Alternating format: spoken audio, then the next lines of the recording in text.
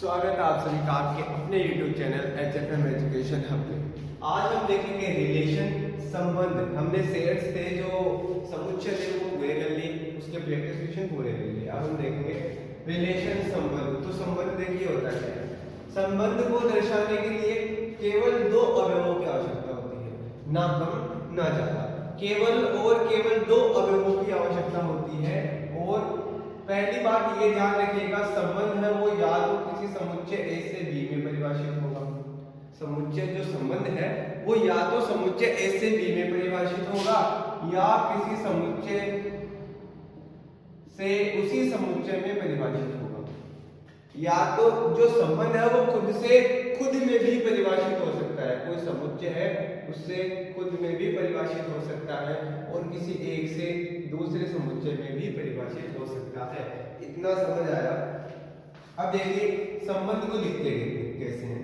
संबंध को कुछ इस प्रकार से लिखा जाता है कि संबंध R में A, B, देखिए दो अवयव मिल गए हैं, दो अवयव आ गए, केवल दो अवयवों की आवश्यकता होती है।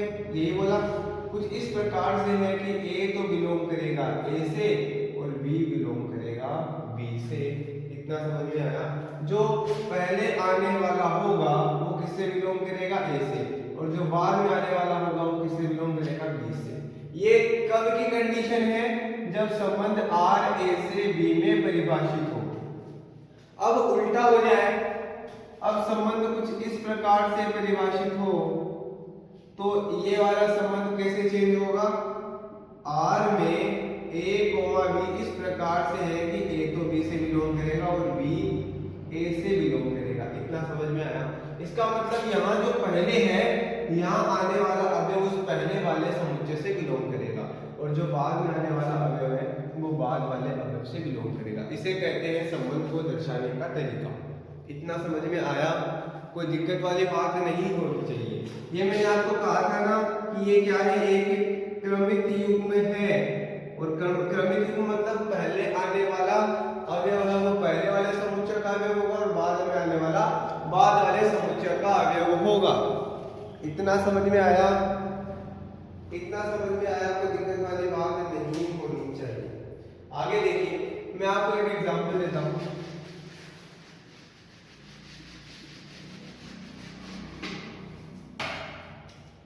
A मैंने मान लिया 1 2 3 और B मैंने मान लिया 4 5 6। ठीक है। अब देखिएगा, कोई संबंध समुच्चय A तो मैंने मान लिया कुछ इस तरीके से, समुच्चय B मान लिया ये था। ये इसलिए था कि अच्छे से समझ में आए। संबंध R A से B में परिभाषित। इस एरो के निशान से मतलब क्या है? जो संबंध R है वो A से B में परिभाषित है। इतना समझ में आया? इसका मतलब है संबंध कुछ इस तरीके से था ना, संबंध कुछ इस तरीके से था। हाँ सर, दिख तो रहा है। हाँ दिख रहा है। देखिए इसका मतलब जो पहले आने वाला अवयव होगा वो A से और जो बाद में आने वाला अवयव होगा वो B से। मैं इसको कुछ इस तरीके से रिलेट कराता हूँ। ठीक है। यहाँ इस संबंध से मैं कुछ ये कह सकता हूँ कि R एक रिलेटेड है 4 से, 2 रिलेटेड है 5 से और 3 रिलेटेड है 6 से। इतना समझ में आया? इतना समझ में आया होगा, आपको दिक्कत वाली बात नहीं होगी। अब देखिए, इसको मैं कुछ इस तरीके से लिख सकता हूँ कि संबंध R में A, B इस तरीके से है कि जो B है B बराबर A प्लस 3। अगर A की वैल्यू, अब आपको पता है A की वैल्यू तो A से ही आएगी। अगर A की वैल्यू 1 रखूं तो B की वैल्यू कितनी? 4, 2 रखूं तो 5, 3 रखूं तो 6। इस रिलेशन को मैं कुछ इस तरीके से लिख सकता हूं। इतना समझ में आया? अब ये तो है R मतलब पहला रिलेशन, समुच्चय A से B में पहला रिलेशन। क्योंकि हम किन्हीं दो समुच्चयों के बीच में कई सारे रिलेशन है वो परिभाषित कर सकते हैं। मैं आपको करके बताऊंगा बहुत सारे। अब देखिए ये पहला है। अब देखिएगा दूसरा रिलेशन में कुछ इस तरीके से डिफाइन करूंगा। कुछ ये लीजिए दूसरा रिलेशन। इतना है। अब यहाँ ये नहीं होगा, केवल ये होगा। ये भी एक संबंध है। ध्यान रहे जो हम कह रहे हैं ना कि ए का संबंध 4 से है, उसको हम कुछ इस तरीके से भी कहेंगे कि 1 का प्रतिबिंब 4 है, 1 का प्रतिबिंब 4 है और 4 का पूर्व प्रतिबिंब 1 है। जिस तरफ एरो का निशान है उस तरफ प्रतिबिंब है, इस तरफ एरो का निशान है मतलब ये वाला क्या है प्रतिबिंब किसका 1 का, तो 1 का प्रतिबिंब 4 और 4 का पूर्व प्रतिबिंब 1। इतना समझ में आया? इतना समझ में आया होगा, कोई भी दिक्कत नहीं होगी। ये तो दूसरा रिलेशन हो गया। अब मैं कुछ ऐसे कह दूं, ये लो तीसरा रिलेशन, आया ना? अब इसमें ये नहीं आएगा, संबंध तो परिभाषित है, ठीक है। अब मैं कुछ ऐसे कह दूं कि ये लो चौथा रिलेशन, इतना आया, ये लो भाई, ये लो 1 5। अब कितने संबंध निकाले जा सकते हैं ऐसे? इसकी भी कोई लिमिट है, अन्यथा थोड़ी ना एरो का निशान तो लगाओ सर, इसकी भी कोई लिमिट तो होगी। हाँ, इसकी भी लिमिट है। पहले तो आप कुछ ऐसे समझो कि इन सभी का ये सभी रिलेशन आ कहां से रहे, ये भी तो देखना पड़ेगा। तो ए से बी में जितने भी संबंध है वो सभी के सभी किससे दर्शाए जाते हैं? ए क्रॉस बी। ए और बी का कार्टेशियन प्रोडक्ट मतलब कार्तीय गुणन। इतना समझ में आया? ए और बी का कार्तीय गुणन, अगर मैं ए और बी का कार्तीय गुणन लिखूं तो क्या आएगा? 1, 4, 1, 5, 1, 6, 2, 4, 2, 5, 2, 6, 3, 4, 3, 5 और 3, 6 लिख सकता हूं। अब देखिए जितने भी संबंध मैंने भी लिखे थे वो सारे के सारे इसी में से आए हैं और बाकी जितने भी आएंगे वो भी इसी में से आएंगे, कोई दिक्कत वाली बात नहीं होनी चाहिए। इतना समझ में आया? जितने भी संबंध होंगे वो किस में से आएंगे? ए क्रॉस बी में से, ए और बी के कार्तीय गुणन में से। अब आप बोलोगे सर बी की जगह आपने तो कुछ ऐसे भी कहा था कि संबंध है वो ए से ए में भी परिभाषित हो सकता है। जब ए से ए में होगा तो बी की जगह क्या आ जाएगा? ए आ जाएगा, कोई दिक्कत वाली बात नहीं होनी चाहिए। देखो समझना कुछ, मैं इसके अकॉर्डिंग क्या कुछ ऐसे लिख सकता हूं कि संबंध जो आर है वो ए क्रॉस बी का उपसमुच्चय है। उपसमुच्चय की परिभाषा मैंने आपको बताई है। अभी तक हमने R1, R2, R3 जितने भी संबंध निकाले थे वो सारे कैसे में से देख लेना, आराम से छांट लेना, सभी के सभी इसी में से आएंगे। तो मैं क्या कर सकता हूँ, जितने भी रिलेशन आएंगे वो क्या होंगे? ए क्रॉस बी के उपसमुच्चय होंगे, क्योंकि ए क्रॉस बी में सभी के सभी अवयव आ जाते हैं। और जब दूसरी कंडीशन जब मैं बनाता हूँ तो मैं ऐसे भी कर सकता हूँ कि ये ए क्रॉस बी के बराबर भी आ सकता है। कोई दिक्कत वाली बात है क्या? ए क्रॉस बी के बराबर भी तो आ सकता है। अरे कम आ सकता है मान गया, बराबर भी तो आ सकता है। जैसे मैं यहाँ एक रिलेशन बनाऊं कि ए से बी में एक रिलेशन कुछ इस प्रकार से परिभाषित है, इसमें a, b इस प्रकार से है कि b बड़ा है a से, बस खत्म। अब देखिए यहाँ एक रखिएगा तो b 4 हो गया, बड़ा हो गया, इसमें भी बड़ा है, इसमें भी बड़ा है, एक वाले में सब में बड़ा है। यहाँ भी देखिए b बड़ा है, b बड़ा है, फिर बड़ा है, सभी में b बड़ा है ना, मतलब ये सारे के सारे किस में आ जाएंगे? इस वाले रिलेशन में। और ये किसके बराबर हो जाएगा? a क्रॉस b में। इस कंडीशन में हम इस r को कहते हैं सार्वत्रिक संबंध। सार्वत्रिक संबंध, यूनिवर्सल रिलेशन। यूनिवर्सल रिलेशन समष्टीय संबंध भी कहा जाता है इसको कई बार, जैसे समष्टीय समुच्चय कहते थे उसी तरीके से, लेकिन इसको इंग्लिश में कहेंगे यूनिवर्सल रिलेशन। इतना समझ में आया होगा, कोई दिक्कत वाली बात नहीं होगी। इतना आया। अब देखिए यहाँ तो हमने कहा कि ए से बी में जितने भी रिलेशन आ रहे हैं वो कहां से आ रहे हैं? तो यहाँ से आ रहे हैं। लेकिन हमने R1 भी बनाया, R2 भी बनाया, R3 भी बनाया, R4 भी बनाया। आप कहोगे सर इसकी भी तो कोई लिमिट होगी। हाँ या ना? इसकी भी कोई लिमिट होगी सर, ये भी तो कहीं जाके रुकता होगा। अनंत रिलेशन बन सकते हैं क्या? नहीं, अनंत रिलेशन नहीं बन सकते। बनेंगे कितने? देखिए नोट लगा के लिख लीजिएगा। यदि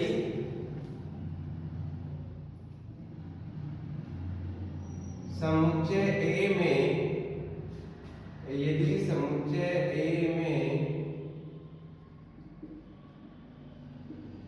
अवयवों की संख्या n तथा B में अवयवों की संख्या n हो तो A से B में परिभाषित कुल संबंधों की संख्या, A से B में परिभाषित कुल संबंधों की संख्या क्या हो जाएगी, 2 की पावर n इंटू nb।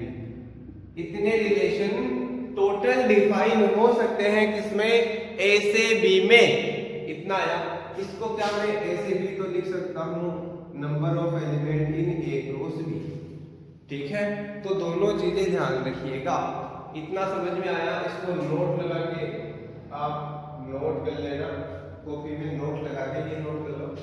ठीक है, तो number of relation define between A to B कितना हो जाएगा, 2 की पावर n डॉट nb या 2 की power number of element in A cross B। इतना समझ आया। जैसे मैं इसी में देख लेते हैं, इसी में देख लीजिए, इसमें नंबर ऑफ एलिमेंट कितने हैं, 3 A में, और number of element in B कितने हैं, 3। तो A से B में कुल संबंध कितने हो जाएंगे, 2 की पावर 3 क्रॉस 3 मतलब 2 की पावर 9, सॉरी 3 इंटू 3 ना, 3 इंटू 3। यहाँ ध्यान रखिएगा कहाँ पे क्रॉस बोल रहा हूँ, कहाँ में इंटू बोल रहा हूँ। यहाँ ये इंटू नहीं है, यहाँ ये कार्टेशियन प्रोडक्ट है, कार्तीय गुणन है, तो यहाँ ये क्या है, इंटू है। इसीलिए मैंने यहाँ पे कोई चीज नहीं लगाया ताकि आप डाउट में ना रहे, इसलिए मैंने यहाँ पे डॉट लगा दिया। इतना समझ में आया। तो यहाँ A से B में टोटल 2 की पावर 9 रिलेशन डिफाइन किए जा सकते हैं, वो कैसे भी हो। इतना समझ में आया। कोई दिक्कत वाली बात नहीं हो। अब देखिए संबंधों के प्रकार।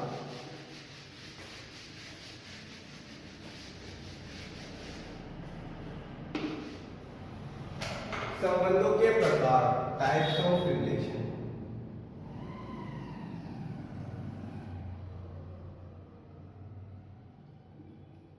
टाइप्स ऑफ रिलेशन देखिए, पहला रिक्त संबंध।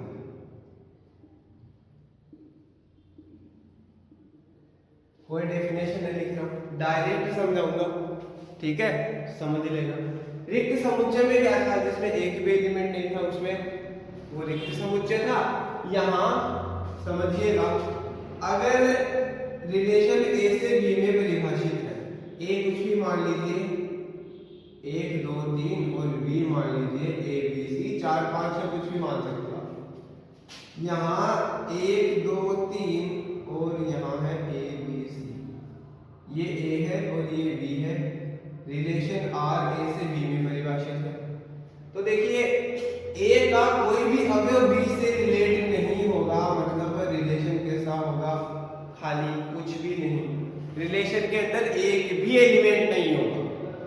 समुच्चय A का कोई भी अवयव समुच्चय B के किसी भी अवयव से संबंधित नहीं होगा। इसे क्या कहते हैं, नल रिलेशन, रिक्त संबंध। इसे हम क्या कहेंगे, रिक्त संबंध कहेंगे। इतना समझ में आया। अगर यहाँ बात होती है रिलेशन A से A में परिभाषित होने की, तो आप क्या कहोगे, 1 2 3, फिर यहाँ A बना लेना, 1 2 3। ये रिलेशन R परिभाषित है, लेकिन A का कोई भी अवयव खुद के किसी भी अवयव से संबंधित नहीं है, इसलिए ये क्या है, एक रिक्त संबंध है। इतना समझ में आया, इतना समझ आया होगा। अब देखिए दूसरा, तत्समक संबंध, आइडेंटिटी रिलेशन।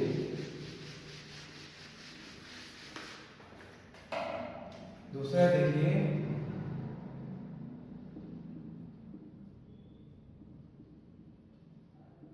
तत्समक संबंध, आइडेंटिटी रिलेशन क्या है। अगर ध्यान रहिए जो आइडेंटिटी रिलेशन है वो हमेशा ए से ए में ही परिभाषित होगा, ए से ए में ही परिभाषित होगा, इतना याद रहे। क्योंकि तत्समक संबंध की परिभाषा ये है, मैंने मान लिया a बराबर 1 2 3, यहाँ a बना दीजिए, यहाँ भी a बना दीजिए। रिलेशन a से b में कुछ इस प्रकार डिफाइन है। तत्समक संबंध तभी कहलाएगा जब समुच्चय A का हर अवयव खुद से संबंध रखे। समुच्चय A का हर अवयव केवल और केवल खुद से संबंध रखे। अगर एक है तो एक से रिलेशन रखेगा, दो से रिलेशन रखेगा, तीन से रखेगा, ना ज्यादा ना कम। तो क्या बनेगा? R बराबर 1, 1, 2, 2, 3, 3। इन कंडीशन से ना तो कम होना चाहिए ना ज्यादा होना चाहिए। अगर a में 4 और आ जाता तो 4, 4, यहाँ 4 से भी संबंधित होता। अगर 3 नहीं आता, केवल 2 तक आता, तो इसमें 2, 2 तक होता। अगर मैं ये कह दूं कि इसमें ये नहीं है, तो ये तत्समक संबंध है नहीं, ये तत्समक संबंध नहीं है। तत्समक संबंध होने के लिए समुच्चय A का प्रत्येक अवयव खुद से संबंधित होना चाहिए, केवल और केवल खुद से। इतना समझ में आया? इसका मतलब आप समझ गए, समुच्चय A में जितने अवयव होंगे, समुच्चय A में जितने अवयव होंगे, तत्समक संबंध में भी उतने ही अवयव होंगे। इतना समझ में आया? समुच्चय A में 3 अवयव है, तो रिलेशन तत्समक संबंध में भी 3 ही अवयव है। ये पहला, ये दूसरा और ये तीसरा। इतना समझ में आया? आगे तत्समक संबंध कंप्लीट। अब देखिए आप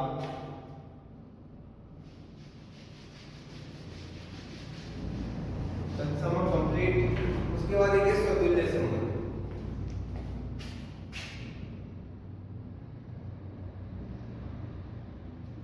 स्वतुल्य संबंध कोई संबंध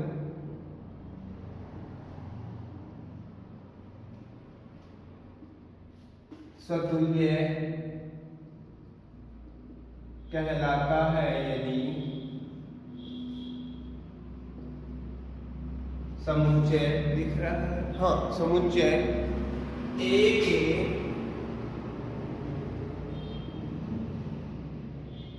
प्रत्येक अवयव के लिए, समुच्चय A के प्रत्येक अवयव के लिए यदि A अगर A में बिलोंग कर रहा है, तो A, A भी किसमें बिलोंग करना चाहिए? A में बिलोंग करना चाहिए। देखिए, जैसे मैं एग्जांपल आपको देता हूं, अगर A में एलिमेंट है 1, 2, तो रिलेशन में क्या होना चाहिए? 1, 1, 2, 2 होना ही चाहिए। ये कंडीशन तो होनी ही चाहिए।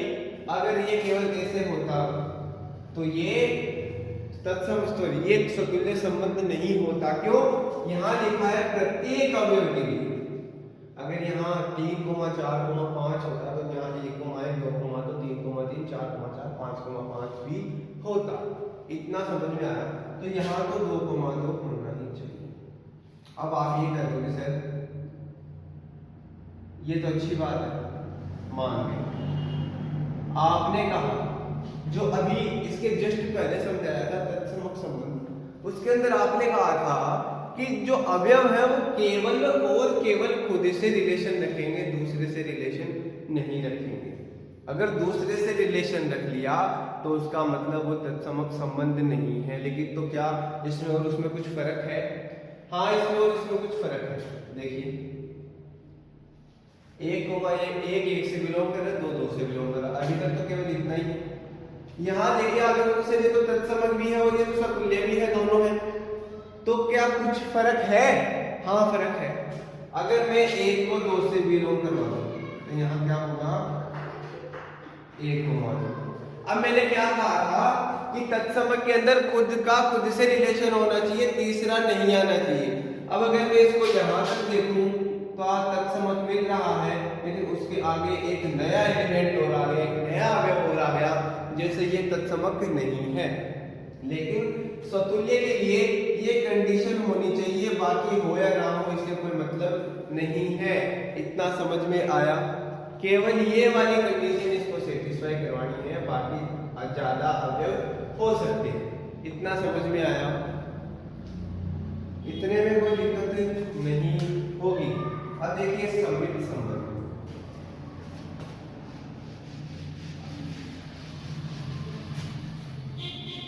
सममित संबंध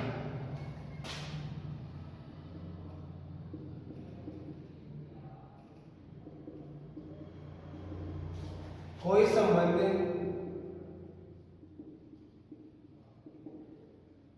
सममित होगा यदि a, b R में है, मतलब रिलेशन में है, तो b, a, b किस में होना चाहिए? R में। अगर इस कंडीशन को सेटिस्फाई करता है तो सममित है, वरना नहीं है। इतना समझ में आया? देखिए जैसे मैं एग्जांपल देता हूँ, a में है 1, 2, 3 और रिलेशन a से a में परिभाषित है। तो R में अगर 1, 2 है तो देखिए पहला अगर भी a से, दूसरा अगर भी a से। अगर 1, 2 है तो 2, 1 भी उसी में होना चाहिए, तब तो ये R में है, वरना नहीं है। अगर मैं आगे एक चीज और लिख दूं 2, 3, अब समझिएगा, थोड़ा दिमाग लगाइएगा। यहां से आप बोलोगे 1, 2, 1, मतलब R में हो गया, ठीक है। अब देखिएगा यहाँ पे दीजिए 2, 3, आप क्या बोलोगे? 2, 3 तो क्या होना चाहिए? 3, 2 भी इसमें होना चाहिए। इतना समझ में आया? इतना समझ में आया होगा। तो यहाँ इस कंडीशन को अगर फॉलो करता है तो सममित संबंध है, वरना नहीं है। अब देखिए संक्रामक संबंध। संक्रामक संबंध के लिए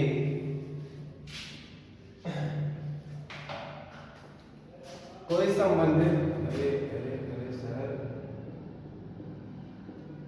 संक्रामक, कोई संबंध संक्रामक होगा यदि a, b R में है, b, c R में है।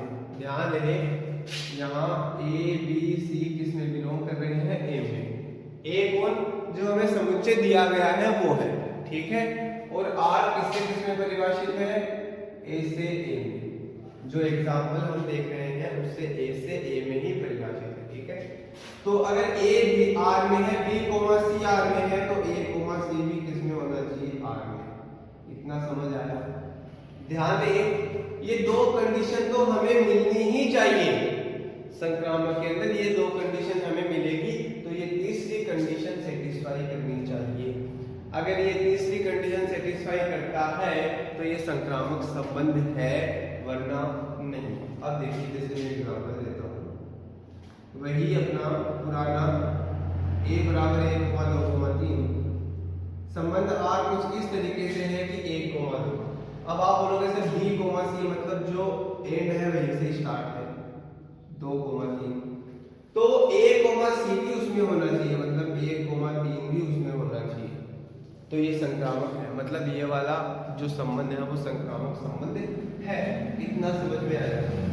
अब देखिए आप बोलोगे कि सर आपने कहा कि a, b R में हो और b, c भी R में हो, तो a, c किस में होना चाहिए? R में।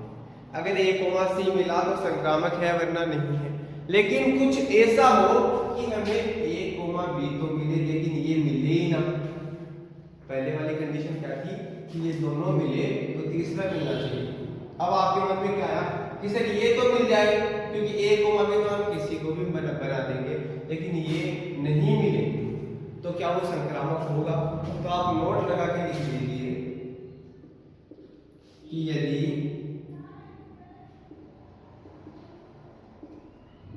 संबंध R में a, b belongs to R हो, परंतु b, c does not belongs to R हो, तो ऐसा संबंध सीधे ही संक्रामक संबंध होता है। तो ऐसा संबंध सीधे ही संक्रामक संबंध होता है। मैं आपको एक एग्जांपल दे दूं, a बराबर 1 2 3, सर 1 1 2 क्या, तो रिलेशन में मान लो आपके पास 1 2 है, खत्म। आप क्या बोलोगे, सर 1 b तो हमने बना दिया, लेकिन अब b c मिला ही नहीं, तो क्या यह संक्रामक है? तो आप बोलोगे हाँ जी, यह संक्रामक संबंध है। इतना समझ में आया? इतना समझ में आया होगा, कोई दिक्कत वाली बात नहीं होनी चाहिए। ठीक है, अब देखिए आगे तुल्यता संबंध।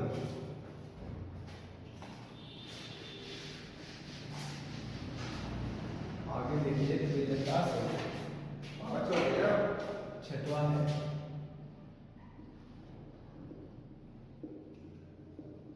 तुल्यता संबंध। ऐसा संबंध जो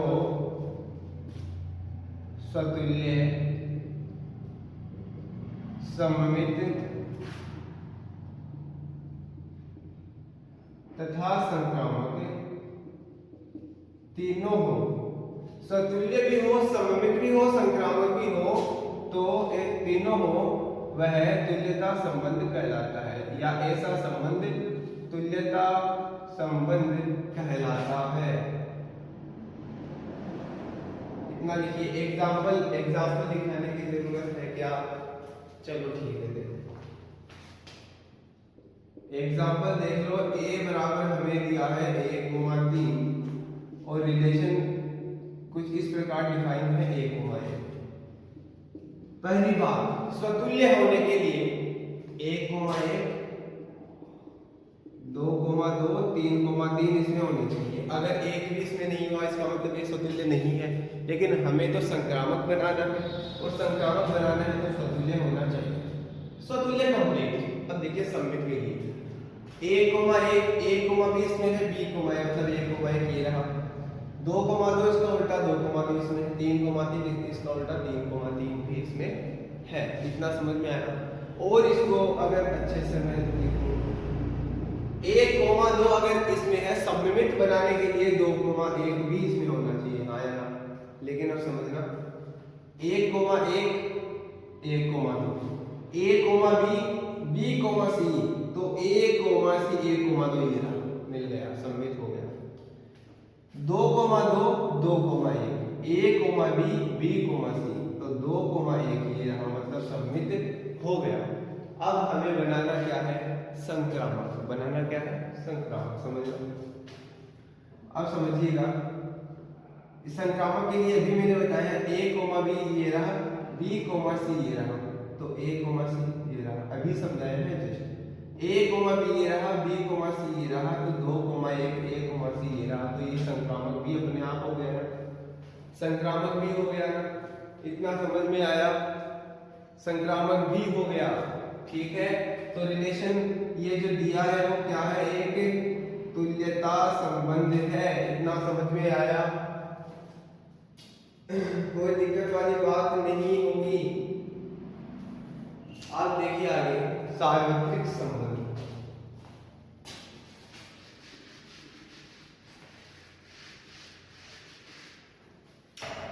देखिएगा,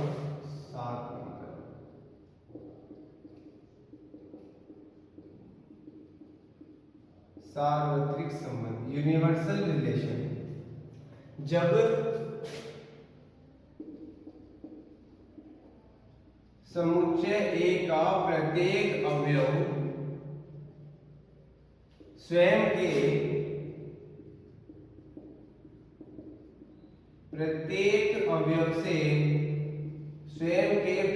अवयव से संबंधित हो, तो ऐसा संबंध क्या कहलाता है? सार्वत्रिक संबंध कहलाता है। जैसे मैं मान लूं a बराबर a b c, तो रिलेशन में क्या आएगा? रिलेशन तो परिभाषित हो गया ना a से a में, स्वयं के प्रत्येक अवयव से संबंधित है, तो a से a में परिभाषित हो गया। अब देखिए a b A comma C, B comma A, B comma B, B comma C, C comma A, C comma B, C comma C. समुच्चय ए का प्रत्येक अवयव खुद के प्रत्येक अवयव से संबंधित है। इसको आप कुछ ऐसे समझ सकते हो, A B C, A B C, ये ए है, ये ए है, कोई रिलेशन परिभाषित है, इससे फिर इससे रिलेटेड, इससे रिलेटेड, ये इससे, ये से, ये से रिलेटेड। अभी बी की बातें चल रही है, ये से रिलेटेड। अब सी की वाली है, सी से रिलेटेड, सी बी से और सी सी से। आराम से लिख सकते हो, कोई दिक्कत वाली बात नहीं होनी चाहिए। सार्वत्रिक संबंध तक समझ में आया? सार्वत्रिक संबंध समझ में आया? अब एक चीज नोट लगा के लिखिएगा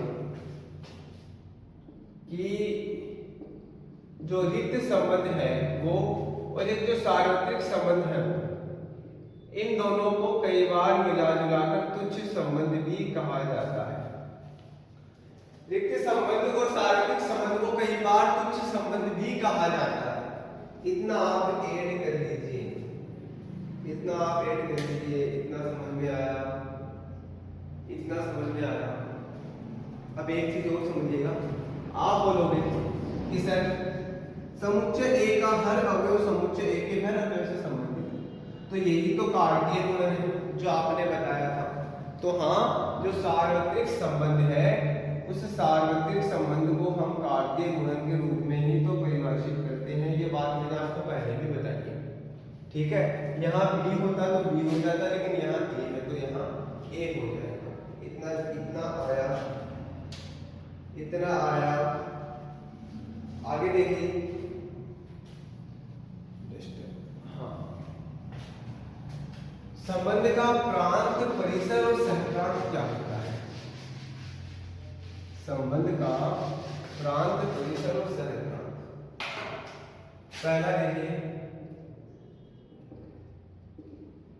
संबंध का प्रांत, परिसर और सहप्रांत। समझिएगा, प्रांत,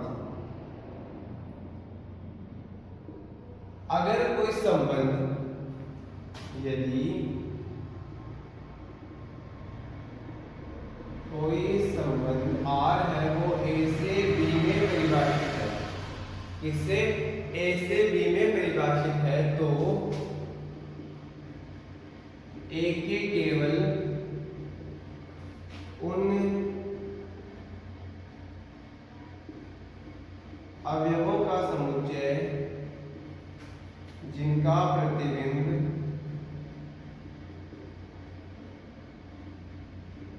समुच्चय बी में क्या कहलाते हैं? प्रांत। जैसे अगर मैं कह दूं ए बराबर 1 2 3 है, बी बराबर 4 5 6 है, तो देखिए 1 2 3 यहाँ है, 4 5 6 कुछ लिख देता हूँ, ए है, ये बी। यहाँ एक है वो 5 से रिलेटेड है, 2 6 से रिलेटेड है। तो मैंने क्या कहा? समुच्चय ए के केवल वे अवयव, अगर कोई संबंध ए से बी में परिभाषित है तो समुच्चय ए के केवल वे अवयव जिनका प्रतिबिंब समुच्चय बी में है। इसका मतलब यहाँ प्रांत क्या हो गया? 1 2। इतना समझ में आया? इतना समझ में आया? प्रांत केवल उन अवयव समुच्चय ए के वे ही अवयव आएंगे जो समुच्चय बी में प्रतिबिंब बनाते हो। इतना आया? अब देखिए परिसर,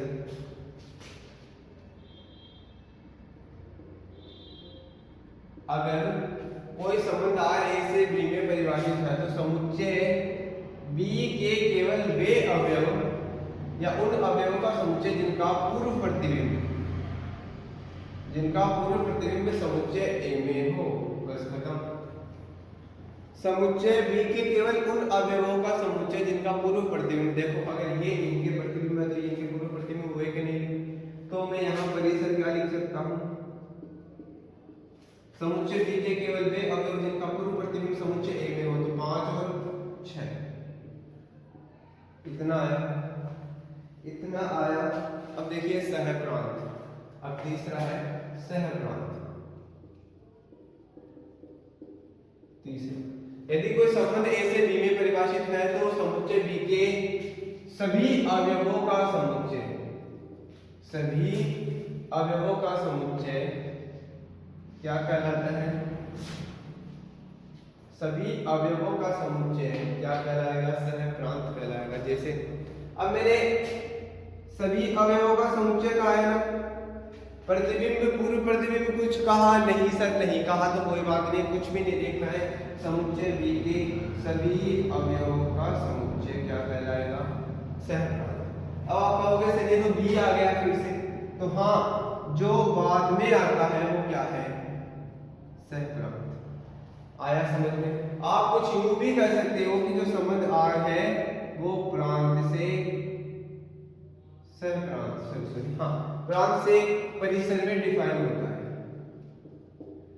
अब आप बोलोगे कि सर ये क्या कह दिया है ना, समुच्चय बी में तो सभी के सभी अवयव आ रहे हैं, तो ध्यान रहे मैंने क्या कहा, यहाँ केवल अब इसमें केवल ए के अवयव रखे जा सकते हैं। किसके? ए के अवयव रखे जा सकते हैं, लेकिन केवल वे ही अवयव रखे जा सकते हैं जिनका प्रतिबिंब बी में हो।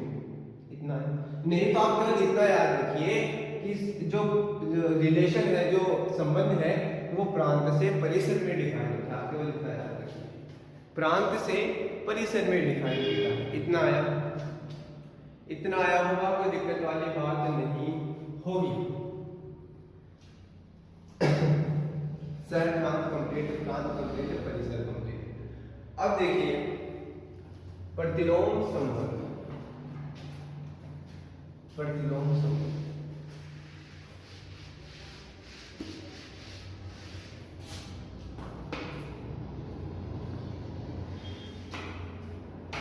नया टॉपिक है।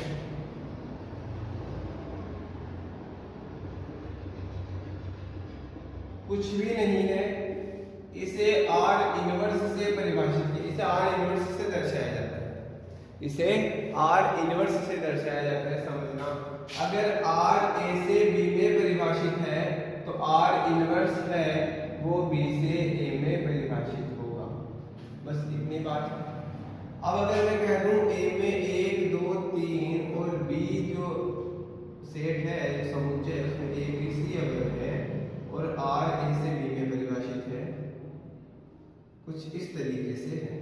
ठीक है, इसमें 1 का प्रतिबिंब ए है, 2 का प्रतिबिंब सी है और 3 का प्रतिबिंब बी है। तो आर इनवर्स में ये कैसे होगा? आर इनवर्स में ये कुछ इस तरीके से होगा। देखिए ए यहाँ आएगा ए बी सी। अब देखिएगा बी से ए में तो ये कुछ इस तरीके से होगा इनवर्स। अब आपको आराम से समझ में आया, जो इधर जा रहा था वह उधर आ रहा है। ए से रिलेटेड होगा ए, बी से रिलेटेड होगा 3 और 2 से रिलेटेड होगा सी। लेकिन यहाँ उल्टा हो चुका, यहाँ क्या हो गया? उल्टा हुआ। इतना समझ में आया, हर चीज उल्टी है, इधर एरो इधर ना, इधर एरो इधर, बस और कुछ भी नहीं। इतना आया समझ में? अब देखिए प्रांत, सहप्रांत, परिसर,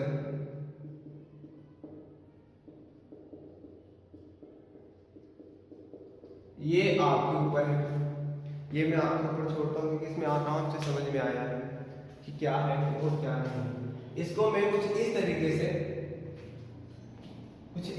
से दिखा देता हूँ आपको। एक काम करते हैं, यहाँ 4 भी दे देते हैं, ठीक है, यहाँ भी 4 दे देते हैं, अब कोई दिक्कत नहीं होनी चाहिए। ठीक है, अब देखिए आर का प्रांत क्या था? केवल वे अवयव जिनका प्रतिबिंब इसमें बने, केवल तो 1 2 3 किस में आएंगे? रिलेशन आर के प्रांत में आया, और आर के परिसर में क्या आएंगे? तीनों, क्योंकि तीनों ही पूर्व प्रतिबिंब बना रहे हैं। ठीक है, और सहप्रांत क्या है? बी के सभी अवयव, तो बी के सारे अवयव किस में आ जाएंगे? सहप्रांत में आ जाएंगे। अब आर इनवर्स देखिए, आर इनवर्स बी से ए में है तो केवल समुच्चय बी के वे अवयव जो इसमें प्रतिबिंब बना रहे हैं, तो ए बी सी आ गया। तो आप क्या लिख सकते हो? आर का परिसर बराबर आर इनवर्स का प्रांत लिख सकते हो। हाँ यार, अब देखिए मैं लिख दूं आर का प्रांत आर का प्रांत ये 3 ही तो थे, बराबर आर इनवर्स का परिसर, इतना आया। अब देखिए, अब बात आती है सह प्रांत की। तो पहले आर का सह प्रांत ये था, अब आर इनवर्स का सह प्रांत ये हो जाएगा। आर समुच्चय ए के सभी अवयव, समुच्चय ए के सभी अवयव, चाहे उनका पूर्व प्रतिबिंब बने चाहे ना बने। ध्यान रहे, लैंग्वेज का ध्यान रखना। आर इनवर्स में ए के सभी अवयव चाहे उनका पूर्व प्रतिबिंब बने। अब ये पूर्व प्रतिबिंब है क्योंकि एरो इधर आ रहा है, ठीक है। इनका पूर्व प्रतिबिंब बने चाहे ना बने, सभी के सभी अवयव किस में आ जाएंगे, सह प्रांत में। ये क्या हो जाएगा, आर इनवर्स का सह प्रांत। इतना समझ में आया, इतना समझ में आया होगा, कोई दिक्कत वाली बात नहीं होगी। आज संबंध के कॉन्सेप्ट यहाँ खत्म। जो प्रैक्टिस क्वेश्चन है वो लेके आएंगे अगली क्लास में, जितने भी 2, 4, 5, 10, 15 जितने भी हैं वो अगली क्लास में लेके आएंगे। आज के लिए केवल इतना ही। आज संबंध को करते हैं समाप्त, और बने रहिए हमारे साथ, पढ़ते रहिए, तैयारी करेंगे बिल्कुल अच्छे से। कल आएंगे एक नए टॉपिक के साथ, इसके प्रैक्टिस क्वेश्चन के साथ। बाकी आज के लिए इतना ही। वीडियो को देखने के लिए धन्यवाद।